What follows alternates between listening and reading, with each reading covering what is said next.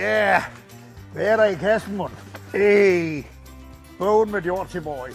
Som en drengedrøm, det var at blive trucker, lastbilchauffør, som man kaldte det dengang.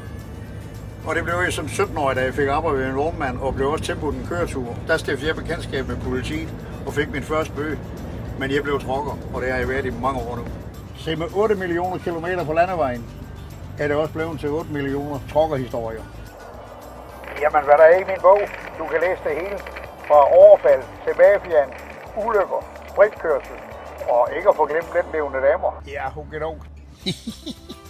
Det er god læsning. Køb bogen, og jeg garanterer for, at du får bremsespor i underbukserne af grin.